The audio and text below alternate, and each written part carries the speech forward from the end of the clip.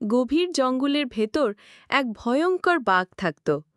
তার নাম ছিল সিংহরাজ বাঘা। বাঘা ছিল শক্তিশালী, কিন্তু একটু অলস।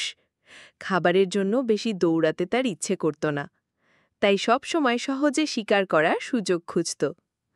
একদিন দুপুরবেলা বাঘা গাছের ছায়ায় শুয়েছিল। তার পেট তখন বেশ খালি, গর্জন করছে।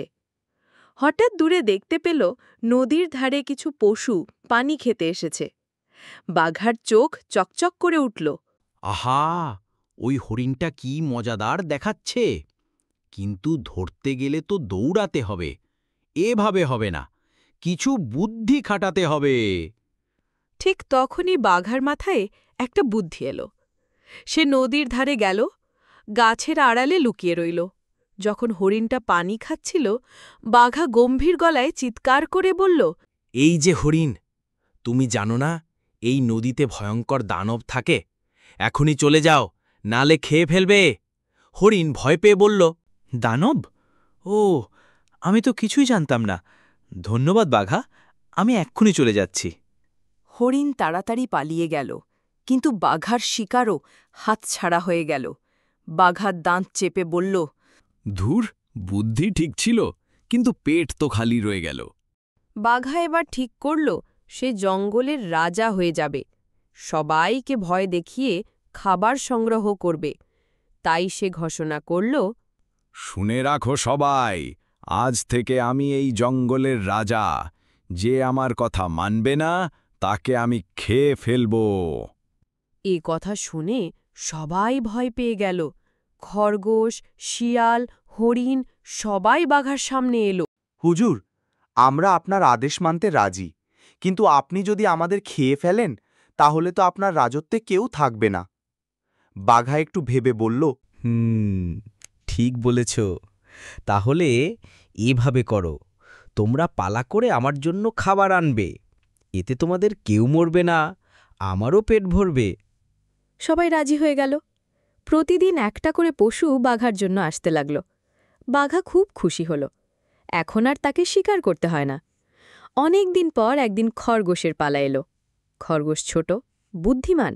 সে ভাবল, এভাবে তো একদিন সবাই মারা যাবে, কিছু করতে হবে। খরগোশ একটা বুদ্ধি বের করল। সে ইচ্ছে করে দেরি করে বাঘার কাছে গেল। বাঘা তখন ক্ষুধায় পাগল হয়ে আছে। খরগোশ, এত দেরি কেন? হুজুর, আমি তো সময় মতোই রওনা হয়েছিলাম, কিন্তু পথে এক ভয়ঙ্কর বাঘ আমাকে আটকাল। সে বলল, সেই আসল রাজা, আপনি নাকি নকল। বাঘা গর্জন করে উঠল, কি? আমার জঙ্গলে আরেক রাজা? তাকে এক্ষুনি মারতে হবে। কোথায় সে?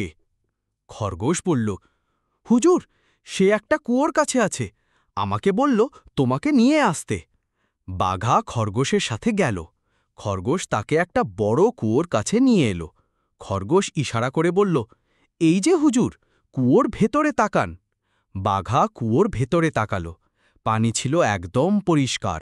বাঘা সেখানে নিজের ছায়া দেখল। সে ভাবল, এটাই সেই বাঘ। বাঘা গর্জে উঠে বলল, অরে, তুই আমার রাজত্ব চুরি করতে এসেছিস, আমি তোকে শেষ করে দেব। বাঘা রাগে ঝাঁপ দিল কুয়োর ভেতরে। থাপ! বড় শব্দ করে বাঘা কুয়ায় পড়ে গেল। বাঘা অনেক চেষ্টা করল, কিন্তু কুয়ো থেকে আর উঠতে পারল না। খরগোশ হাসতে হাসতে বলল, যার অহংকার বেশি তার পরিণতি এমনই হয়। খরগোশ খবরটা জঙ্গলে ছড়িয়ে দিল। সবাই খুশি হয়ে গেল, আর সেই দিন থেকে জঙ্গলে শান্তি ফিরে এলো। গল্পের শিক্ষা: অহংকার করলে সর্বনাশ হয়, বুদ্ধি দিয়ে বড় সমস্যার সমাধান করা যায়।